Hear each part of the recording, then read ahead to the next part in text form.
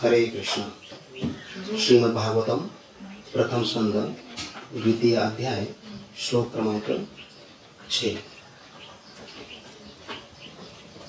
कृपया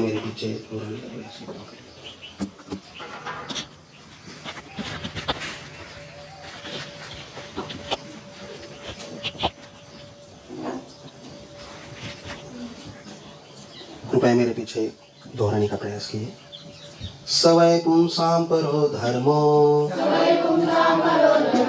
यतो भक्तिरदोक्षजे अहैतुकीय प्रतिहता ययात्मासु प्रसीदति। सवै पुंसां परो धर्मो यतो भक्तिरदोक्षजे अहैतुकीय प्रतिहता ययात्मासु प्रसीदति। सवै पुंसां परो धर्मो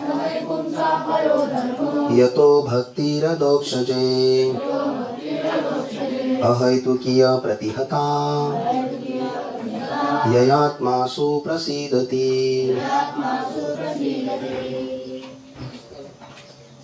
कोई दोहराना चाहता है? सवै पुंसां परो धर्मो यतो भक्तिरदोक्षजे अहैतुकीय प्रतिहता ययात्मासु प्रसीदति। और कोई? सवै पुंसां परो धर्मो यतो भक्तिरदोक्षजे अहैतुकीय प्रतिहता ययात्मासु प्रसीदति। और कोई? यस। सवै पुंसां परो धर्मो यतो भक्तिरदोक्षजे अहैतुकीय प्रतिहता ययात्मासु प्रसीदति। शब्दार्थ, अनुवाद तथा तात्पर्य श्रील प्रभुपाद जी के द्वारा। शब्दार्थ: स वह वै निश्चय ही पुंसां मनुष्य के लिए परः दिव्य धर्मः वृत्ति यतः जिससे भक्ति अदोक्षजे अध्यात्म के प्रति अहैतुकी अकारण अप्रतिहता अखंड यया जिससे आत्मा सुप्रसीदति पूर्ण रूप से प्रसन्न होता है। अनुवाद: संपूर्ण मानवता के लिए परम वृत्ति धर्म वही है जिसके द्वारा सारे मनुष्य दिव्य भगवान की प्रेमा भक्ति प्राप्त कर सके। ऐसी भक्ति अकारण तथा अखंड होनी चाहिए जिससे आत्मा पूर्ण रूप से तुष्ट हो सके। तात्पर्य: इस कथन के द्वारा श्री सूत गोस्वामी नैमिषारण्य के ऋषियों के प्रथम प्रश्न का उत्तर देते हैं। ऋषियों ने सूत जी से अनुरोध किया था कि वे समस्त प्रामाणिक शास्त्रों का सार प्रस्तुत करें जिससे पतितात्माओं या जन सामान्य उसे सरलता से ग्रहण कर सके। वेदों में मनुष्य के लिए दो प्रकार की वृत्तियां बताई गई है। एक प्रवृत्ति मार्ग या इंद्रिय भोग का मार्ग कहलाती है और दूसरी निवृत्ति मार्ग या त्याग का मार्ग कहलाती है। भोग का मार्ग निकृष्ट है और परम कारण के हेतु निवृत्ति मार्ग श्रेष्ठ है। जीव का भौतिक जीवन एक प्रकार से वास्तविक जीवन की रुग्ण अवस्था है। वास्तविक जीवन तो ब्रह्मभूत अवस्था अर्थात आध्यात्मिक अस्तित्व है जहाँ जीवन सनातन आनंदमय तथा ज्ञान से परिपूर्ण है। भौतिक जीवन नाशवान, मोहपूर्ण तथा कष्टमय है। इसमें सुख तो है ही नहीं। यहाँ केवल कष्टों से छुटकारा पाने का व्यर्थ प्रयास मात्र है और कष्टों का क्षणिक नाश मिथ्या ही सुख कहलाता है।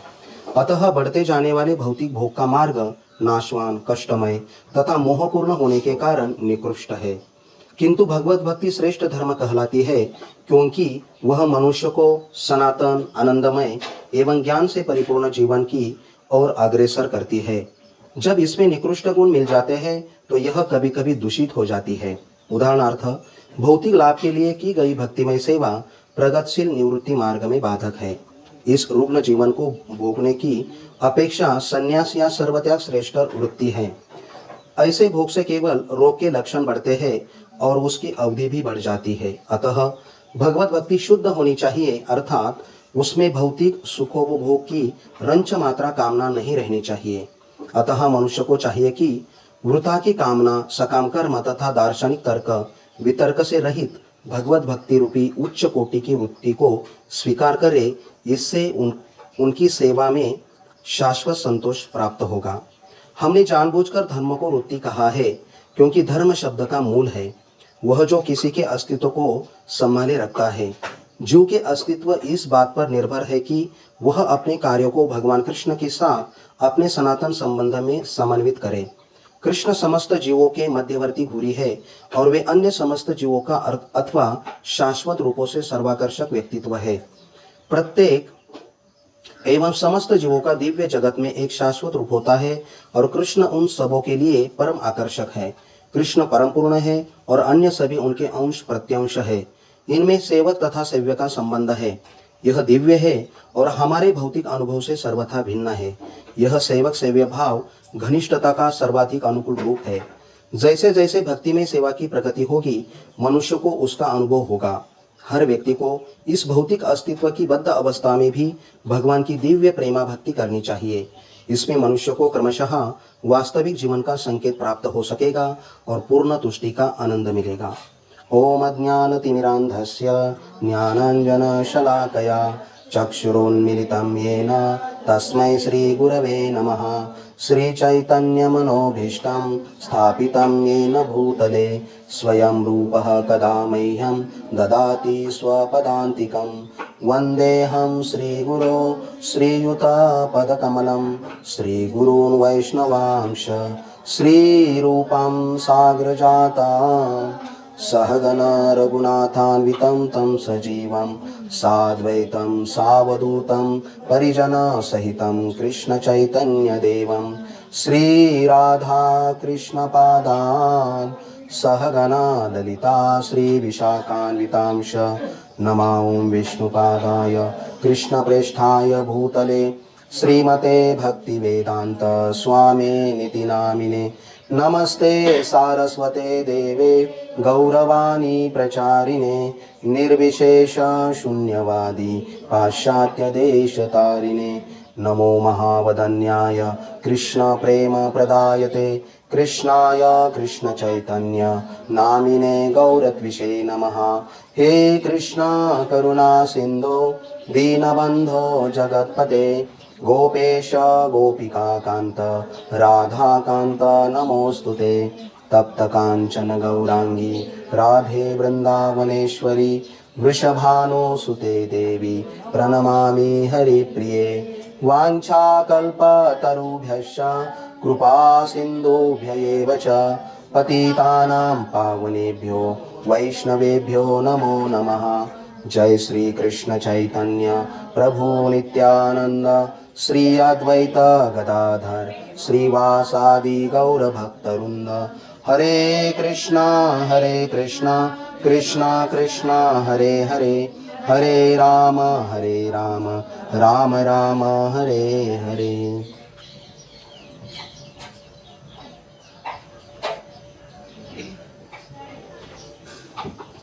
हरे कृष्णा।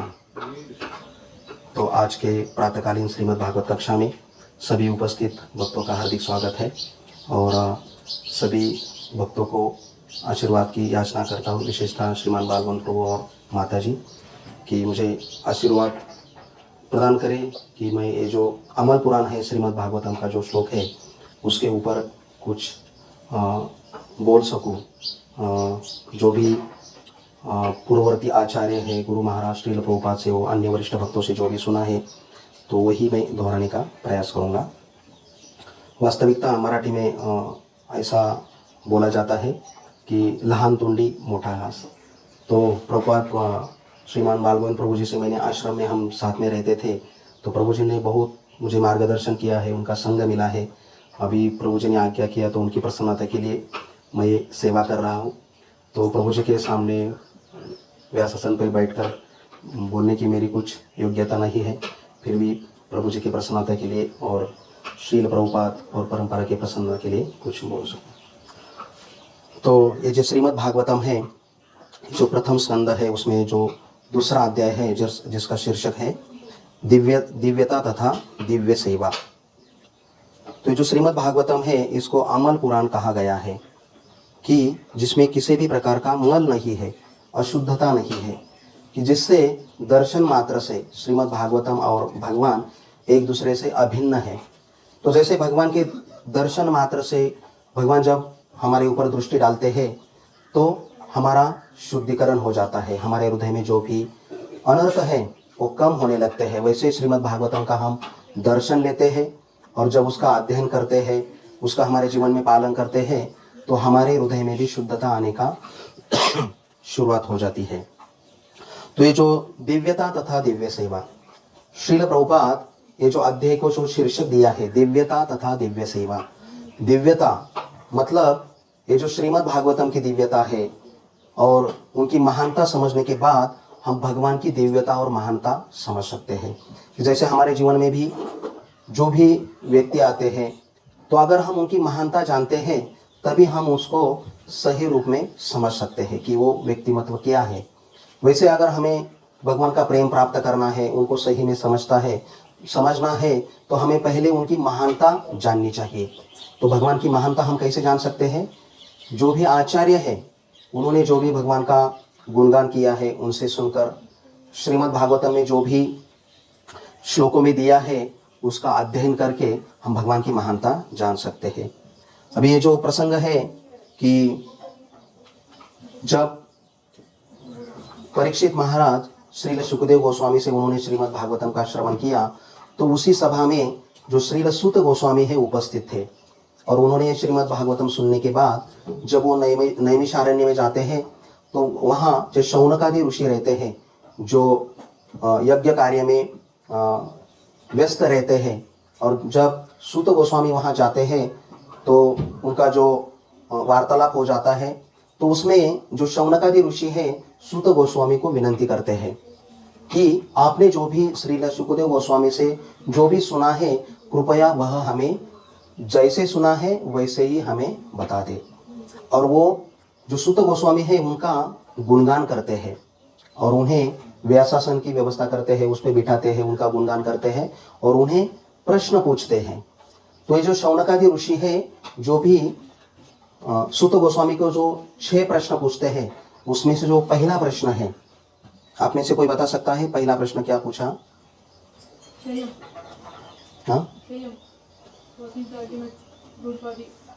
हाँ, धन्यवाद। तो जो शौनकादि ऋषि है सूत गोस्वामी को पूछते हैं कि ये जो मानव समाज है उनके हित के लिए जो लाभदायक है वो कृपया हमें बताइए।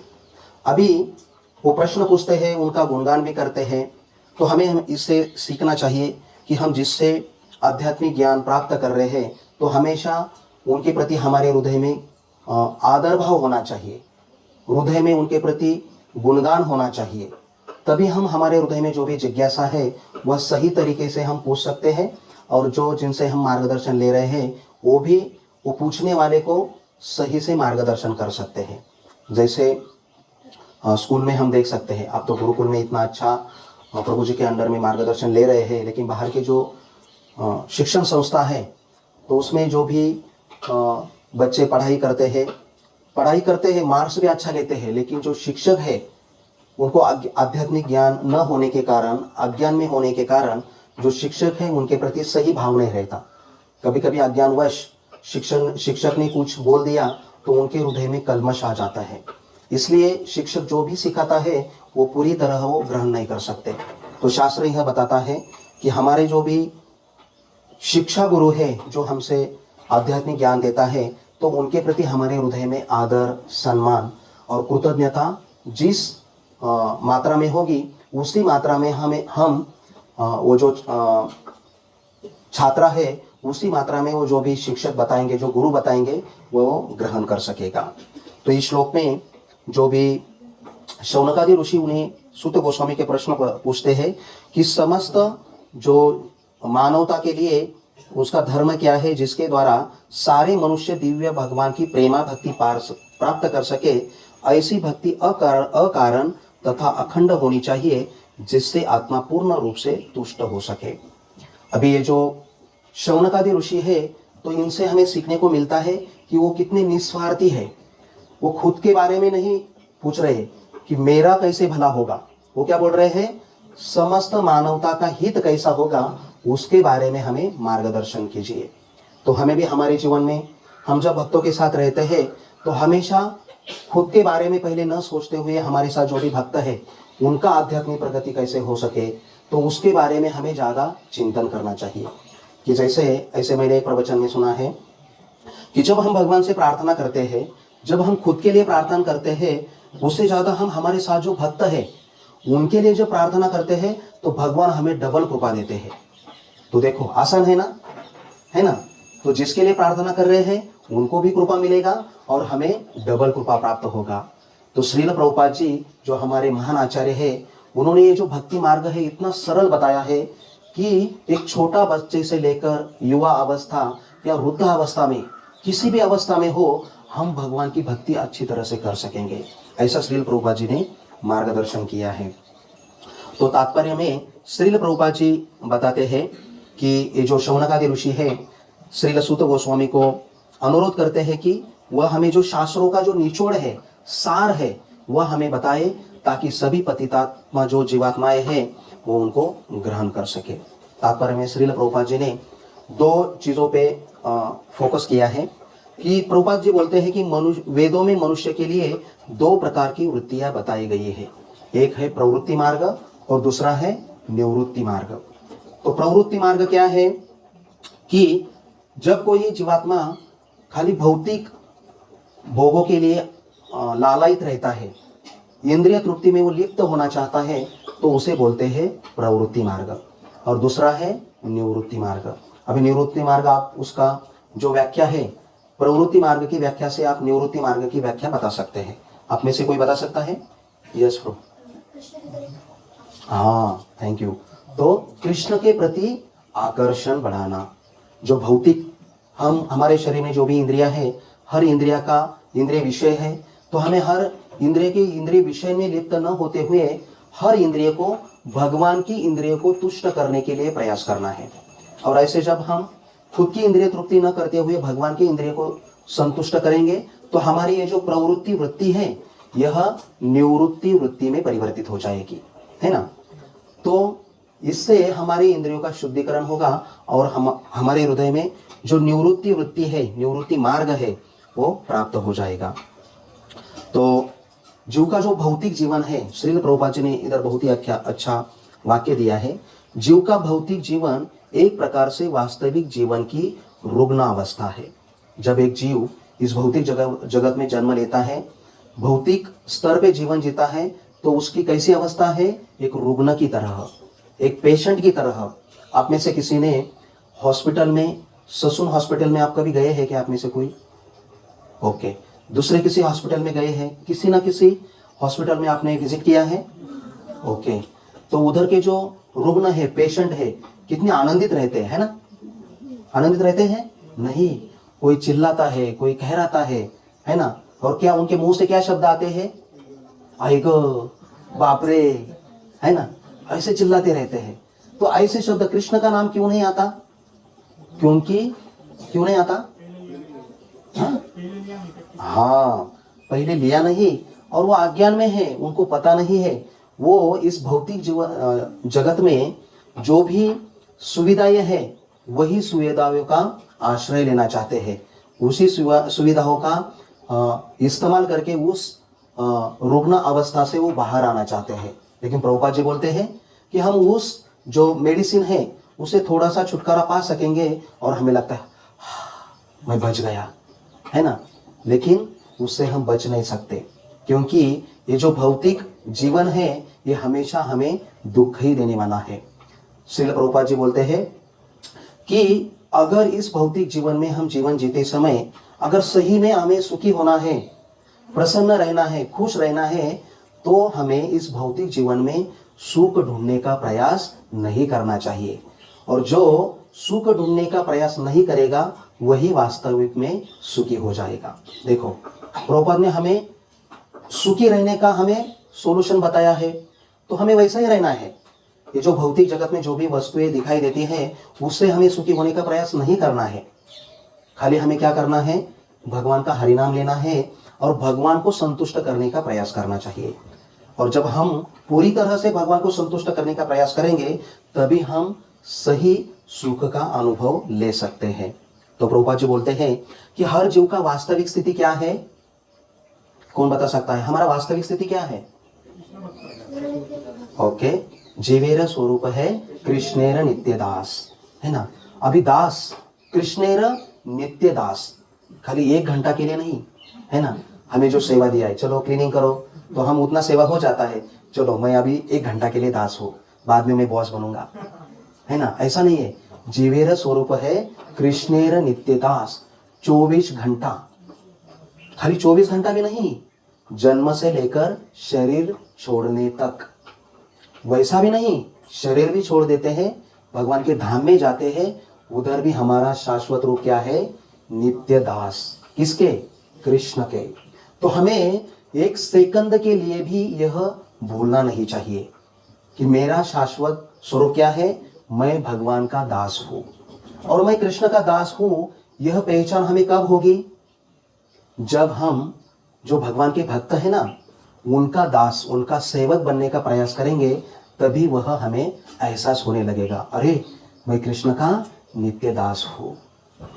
तो हर भक्त भगवान से प्रिय है। तो इस भाव से हमारे साथ जो भी भक्त रह रहे हैं तो हम उनका आदर करेंगे, उनकी हम भगवान की जिस भाव से सेवा कर रहे हैं उसी भाव से, उसी आदर के साथ हमारे साथ जो भी भक्त रह रहे हैं, हमें पता नहीं है वो हमसे पहले भगवान को प्रिय होने वाला है, प्रिय है। तो इसी भाव से हमें जो भक्त है उनकी सेवा करनी चाहिए।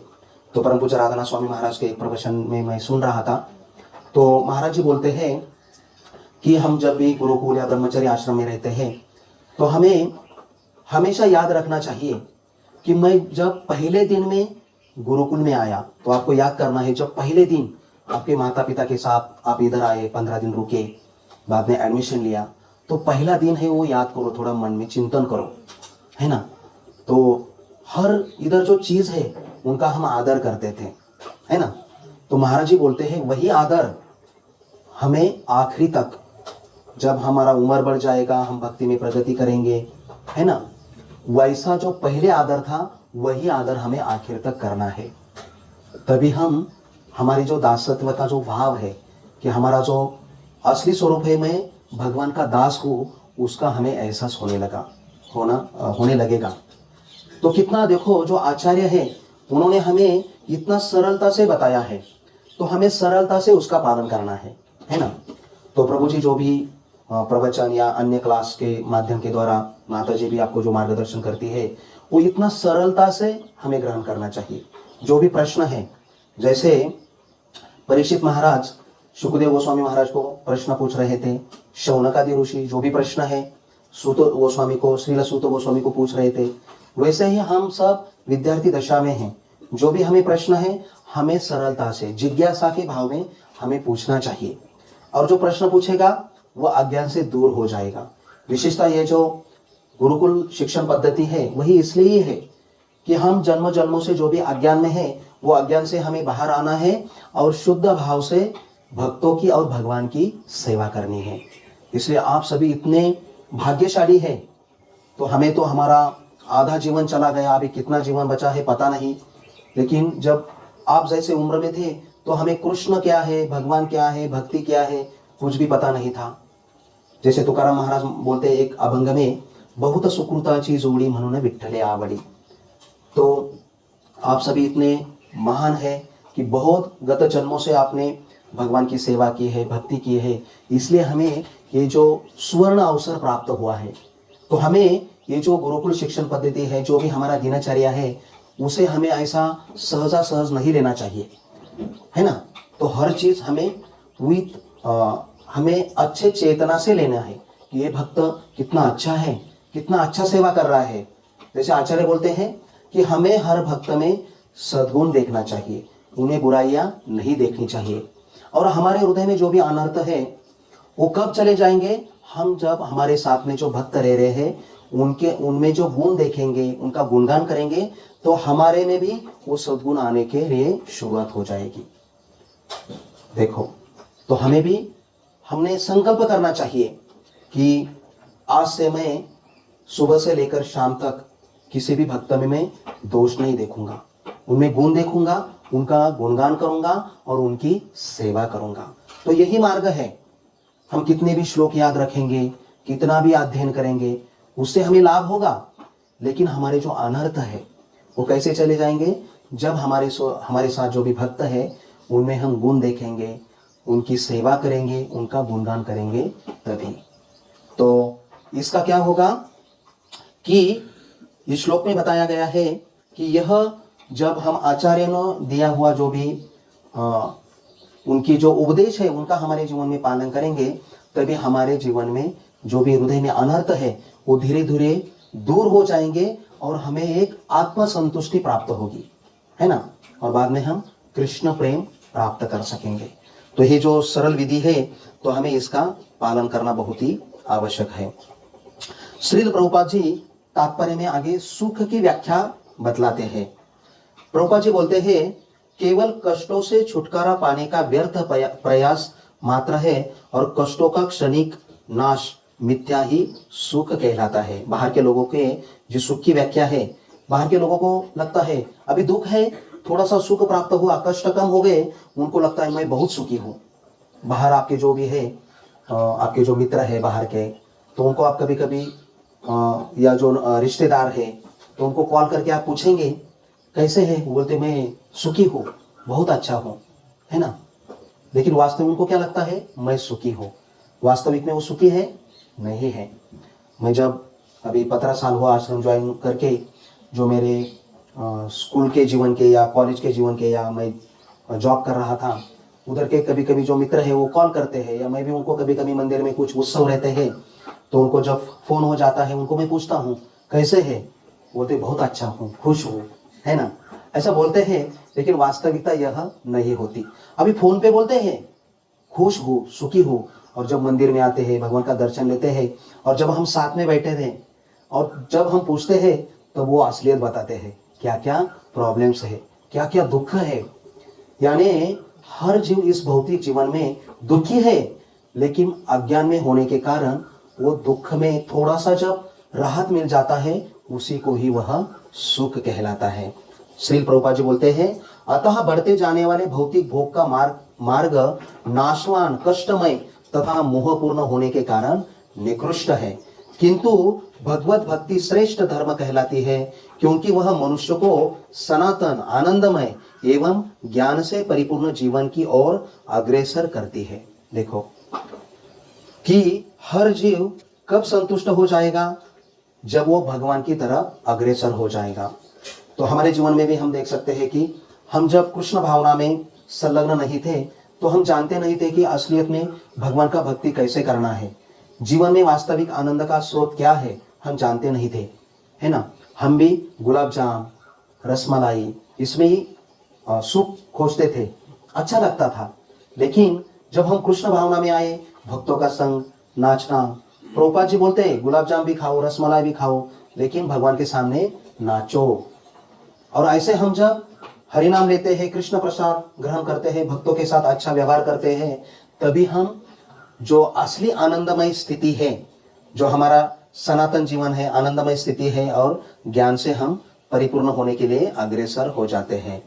तो श्रील प्रभुपाद जी बोलते हैं कि ये जो हमारी भौतिक जीवन में रुग्ण अवस्था है, शरीर को अलग अलग प्रकार के जो व्याधि हो जाते हैं, उससे हम परेशान हो जाते हैं। जैसे हम जब आप खेलने के लिए जाएंगे, गिर गए तो आपको कुछ चोट आ गया, तो हम पहले आई का बोलते थे, अभी क्या बोलते हैं? कृष्णा, गोविंदा, राधा रानी, है ना। ऐसा ऑटोमेटिक शब्द आता है। क्यों? पहले हम खाली हमारे जो जन्म देने वाले माता पिता है वही हमारे आश्रय है, वही हमें बचाने वाले हैं, ऐसा हम भ्रम में थे, है ना। लेकिन अभी हमें पता चला है हमें बचाने वाले श्री श्री राधा ब्रज बिहारी है। अगर उनको पुकारेंगे वह हमें हर स्थिति में, हर क्षण में हमें वही बचाने वाले हैं। अभी यह ज्ञान हमें आ गया है, इसलिए हम ऑटोमेटिक बिना सोचते हुए उनका नाम आता है। जब मैं भक्ति में नया नया था और जब हम ब्रह्मचार्य आश्रम ज्वाइन किया था और हम घर में जाते तो साथ में कोई ब्रह्मचारी भी हमारे साथ आते थे। और हम जब घर में जाते थे तो भी कुछ भी करते समय हरे कृष्ण महामंत्र गाना, वो ऑटोमेटिक ही आश्रम में आदत होने के कारण वो आता था। तो घर वाले जो है उनको लगता है क्या है, खाली हरे कृष्ण करते है ना। लेकिन बाद में वो भी भक्ति में आ गए, उनको भी ये आदत हो गई। वो भी अभी जो भी घर में सेवाएं करते हैं हरे कृष्ण महामंत्र गाते गाते ही करते हैं। वैसे हमें हमारी दिनचर्या में हमेशा भगवान का स्मरण करते हुए हर कार्य जब हम करेंगे तो यही है संग। हमें एक दूसरे के साथ संग करते समय, सेवाएं करते समय भगवान का हम जब स्मरण करेंगे तब दूसरे भक्त भी भगवान का स्मरण करेगा। और जब हम भगवान का स्मरण या भगवान के बारे में बातचीत न करते हुए अन्य चीजों के बारे में हम बात करेंगे तो क्या होगा, प्रजल्प होगा। तो दोनों का इसमें हित है नहीं है। मैंने एक प्रवचन में सुना था कि जब हम भक्तों को मिलते हैं या हमारे साथ जो भी हमारे आश्रम में भी, ब्रह्मचार्य आश्रम में हम जब रहते हैं, साथ में प्रसाद लेते हैं और जब भी हम ऐसे साथ में पढ़ाई करते हैं तो हम हमेशा भगवान के बारे में ही ज़्यादा हम बात कर सके, इसके बारे में हम दक्ष रहते हैं।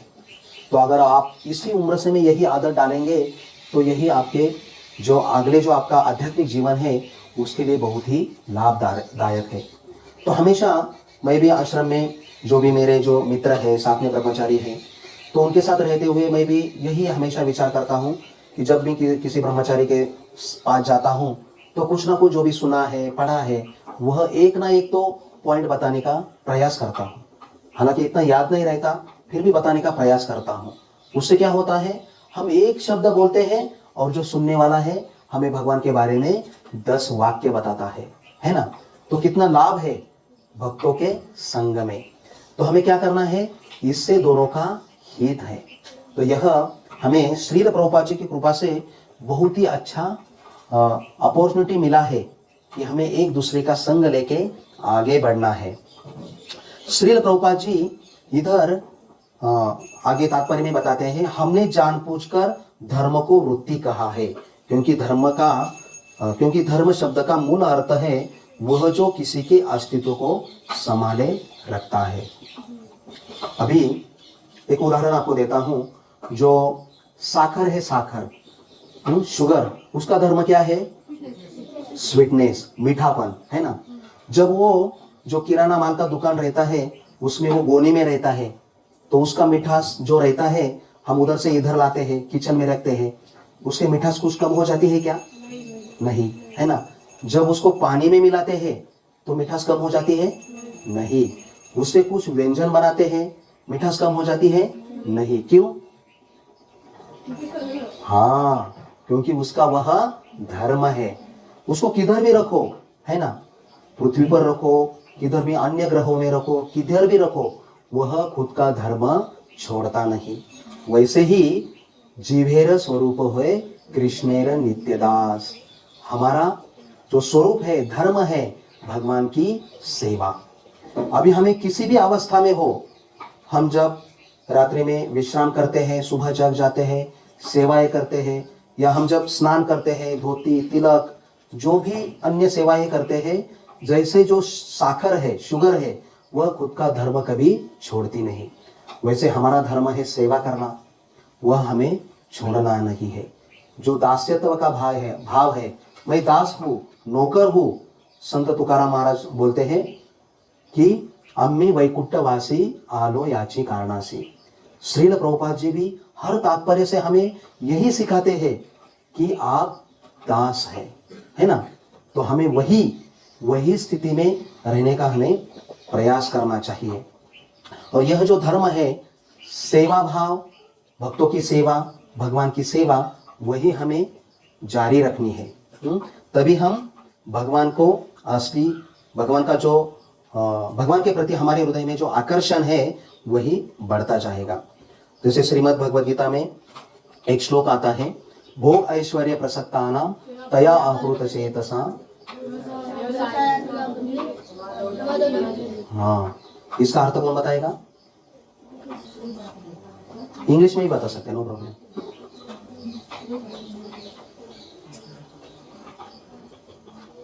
कौन बताएगा?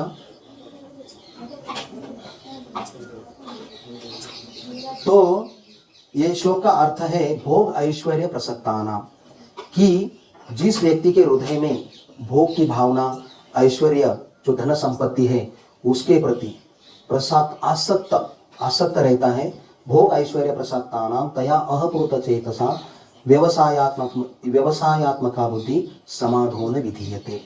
इस भौतिक चीजों के प्रति जितना हमारे हृदय में आसक्ति है, भोग की भावना है, तो वह व्यक्ति भगवान को प्राप्त नहीं कर सकता। भगवान के प्रति उनके हृदय में आकर्षण नहीं बढ़ेगा।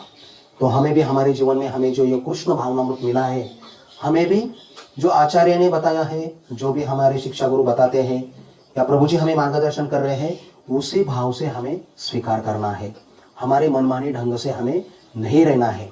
जो बताया है वैसे ही हमें अध्ययन करना है, सेवा करना है, भक्तों के साथ हमें आदान प्रदान करना है, व्यवहार करना है, आदर करना है, तभी भगवान के प्रति हमारे हृदय में आकर्षण बढ़ जाएगा। तो श्रील प्रभुपाद जी तात्पर्य के अंत में बोलते हैं, जैसे जैसे भक्ति में सेवा की प्रगति होगी, मनुष्य को इसका अनुभव होगा। हर व्यक्ति को इस भौतिक अस्तित्व की बद्ध अवस्था में भी भगवान की दिव्य प्रेमा भक्ति करनी चाहिए। इससे मनुष्य को क्रमशः वास्तविक जीवन का संकेत प्राप्त हो सकेगा और पूर्ण तुष्टि का आनंद मिलेगा। आप श्रील प्रभुपाद के जो भी तात्पर्य है, भगवद गीता हो, श्रीमद् भागवतम हो या चैतन्य चरितामृत हो, हर तात्पर्य के अंत में श्रील प्रभुपाद जी जो भी एक दो वाक्य बताते हैं, वह विशेषता हमें अधिक ध्यानपूर्वक हमें पढ़ना चाहिए और वो समझना चाहिए। श्रील प्रभुपाद जी इधर क्या बताते हैं कि इस भौतिक अवस्था की अस्तित्व की बद्ध अवस्था में भी भगवान की दिव्य प्रेमा भक्ति करनी चाहिए। हम इस भौतिक जीवन में बद्ध है, लेकिन इस बद्ध अवस्था में भी हमें भगवान की प्रेमा भक्ति करनी चाहिए। लेकिन किस भाव से? सेवा भाव से। और जब हम हर दिन अहेतुकी अप्रतिहता, किसी भी भौतिक लाभ का हेतु न रखते हुए, अप्रतिहता मतलब कुछ भी खंड न रखते हुए, है ना, सतत, ऐसा जब हम भक्ति करेंगे तभी हमें जो वास्तविक जीवन की जो पूर्ण संतुष्टि है वो हमें प्राप्त होगी। तो आज का जो श्लोक है, इस श्लोक का सार यही है कि हमें श्रील प्रभुपाद जी के द्वारा जो भी हमें कृष्ण भावनामृत आंदोलन में भक्ति करने का जो भी हमें संधि प्राप्त हुई है, तो हमें किसी भी भौतिक कामना न रखते हुए हमेशा जीवेर स्वरूपो होए कृष्णेर नित्यदास, इस भाव से हम भगवान की भक्ति करेंगे तो हम हमारे जीवन में हमेशा के लिए संतुष्ट हो जाएंगे। तो यही इस श्लोक का सार है। तो मैं इधर ही विराम देता हूँ। तो कुछ बताते समय कुछ गलती हो तो प्रभु जी कृपया क्षमा करें। जो भी मैंने सुना है वही बोलने का मैंने प्रयास किया है। श्रीमद् भागवतम की, श्रील प्रभुपाद की।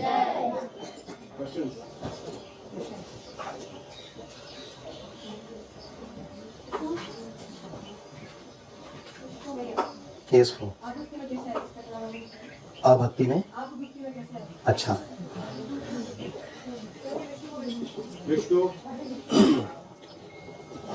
जैसे संत तुकाराम महाराज बोलते हैं, बहुत सुकृताची जोडी म्हणून विठ्ठले आवडी। तो मैं पहले जो स्वाध्याय परिवार है परम पूज्य पांडुरंग शास्त्री आठवले, मैं जब विद्यार्थी जीवन में था, कॉलेज जीवन में, तब उनका संग मिला और उनके एसोसिएशन में थोड़ा कृष्ण, भगवान कृष्ण है ऐसा थोड़ा थोड़ा पता चला। और जब ग्रेजुएशन होने के बाद मैं पुणे में आ गया तो जो भारत फोर्ज कंपनी है तो उधर मैं जॉब कर रहा था। और आप में से किसी भक्तों को पता रहेगा कि मेरे जो सगे मामा के बेटे हैं श्रीमान राम निताय प्रभु, तो मेरे जो मामा है वो गांव में थे और प्रभु जी इधर, मुझे इस्कॉन के बारे में ज़्यादा पता नहीं था। इतना पता था कि प्रभु जी ने एमटेक किया है और किसी आध्यात्मिक संस्था में अपना पूरा जीवन समर्पित किया है और वो भक्ति कर रहे हैं, इतना ही पता था। तो मैं जो भारत फोर्ज कंपनी है वो बीटी कवड़े रोड है उधर में रहता था। तो मैं मेरे मामा से ये जो इस्कॉन मंदिर है उसका एड्रेस लेकर मंदिर में आ गया, दर्शन लिया, बहुत अच्छा लगा, प्रसाद लिया। और उधर कुछ ब्रह्मचारी थे, उनको पूछा, मुझे पता नहीं था दीक्षा हो जाता है, नाम आध्यात्मिक नाम दिया जाता है। तो मैंने उनको पूछा कि मेरे जो रामनिताई प्रभु है तो उनका जो पहला नाम था, तो मैं उनको पूछा तो बोले नहीं ऐसा भक्त इधर नहीं है, ऐसा वो बोले।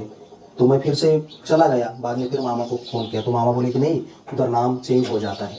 फिर दूसरे संडे को गया मंदिर में तो वो नाम बताया था, हाँ है ना इधर ही है। तुरंत उन्होंने बुलाया। तो मैंने प्रभु जी को, जो रामनिताई प्रभु है उनको पहले पैंट शर्ट में देखा था हमारे पहले जो विद्यार्थी जीवन में, और जब प्रभु जी सामने आए तो सैफरॉन में थे। तो देखकर मुझे इतना आनंद हुआ, तो प्रभु जी को प्रणाम किया और प्रभु जी से बात हो गया। तो बाद में प्रभु जी से मैं मार्गदर्शन लेता रहा। और प्रभु जी इंग्लिश में मीटिंग लेते थे तो मुझे इंग्लिश आता नहीं था, तो जो श्रीमान ब्रजविलास प्रभु है तो उनके मार्गदर्शन में मुझे उन्होंने सौंप दिया। तो ऐसे तो मंदिर में एक ब्रह्मचारी थे, उनका नाम मैं भूल गया। तो मैं बाद में मेरे साथ जो भी 7-8 मेरे मित्र हैं, हम कंपनी में जॉब कर रहे थे, सबको लेके गया मैं। और दूसरा एक प्रसंग बताता हूँ कि अभी मैं हर दिन नहीं, वीक में एक बार मंदिर में आता था। तो एक ब्रह्मचारी ने मुझे जपमाला दिया, भगवद गीता दिया, और बोले कि दररोज एक माला करना है और भगवद गीता का पढ़ाई करना है, थोड़ा पढ़ना है। तो बाकी के जो है तो उन्होंने कुछ माला भी नहीं लिया, भगवद गीता भी नहीं लिया, तो मैंने लिया। किसकी वजह से? रामनिताई प्रभु, है ना।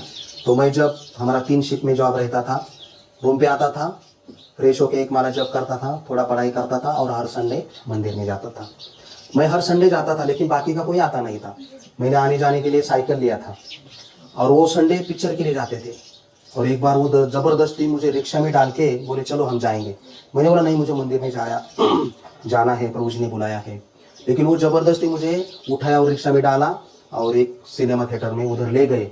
लेकिन देखो भगवान की कितना, भगवान कैसे बचाते हैं, कितना कृपा करते हैं। उधर गए, वो शो हाउसफुल हो गया था। और फिर मैंने बोला चलो उधर से, स्टेशन से, अभी वो मुझे याद नहीं वो टॉकीज का नाम वगैरह। तो मैंने बोला चलो इधर से बहुत ही नज़दीक है, हम मंदिर में जाएंगे। तो हम मंदिर में गए, दोपहर का 12:30 बजे का आरती था, वो अटेंड किया, उसमें नृत्य किया और प्रसाद भी पाया, है ना। तो ऐसे हाँ, मेरे जीवन में ये जो भक्ति की है वो शुरुआत हो गई। हरे कृष्ण। और कुछ प्रश्न?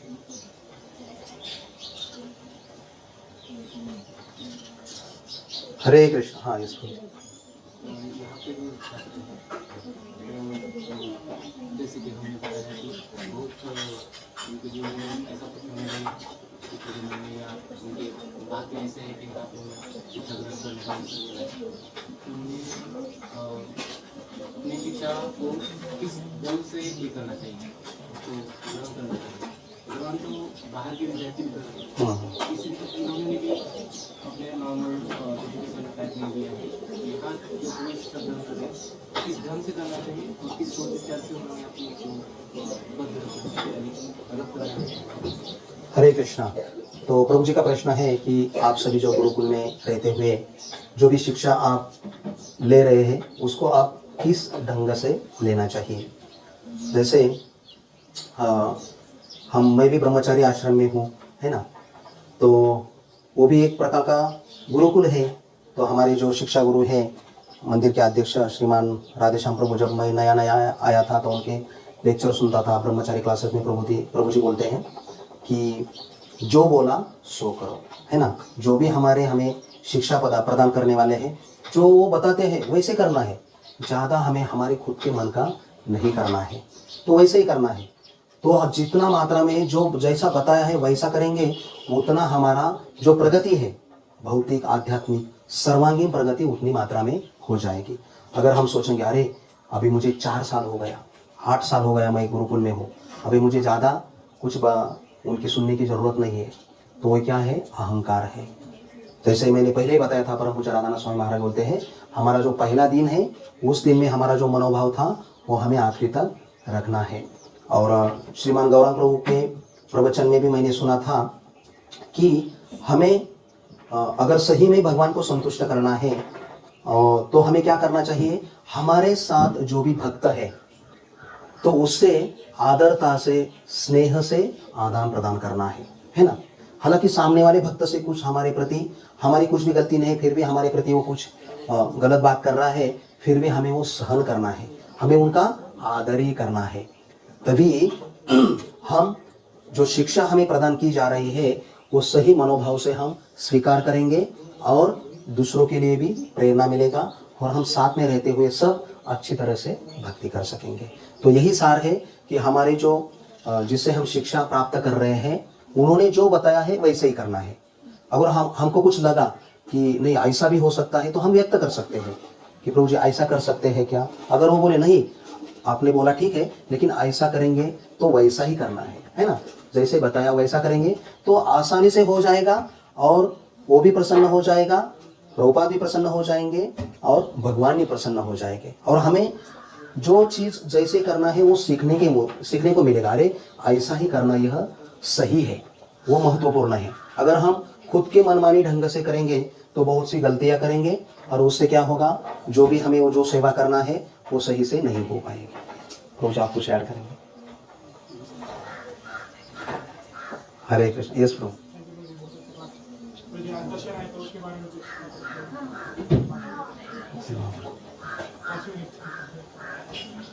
मैं प्रभु जी को विनंती करता हूँ, प्रभु जी आप बताएंगे तो अच्छे, मुझे ज़्यादा डिटेल्स में बताएं प्लीज़ प्रभु।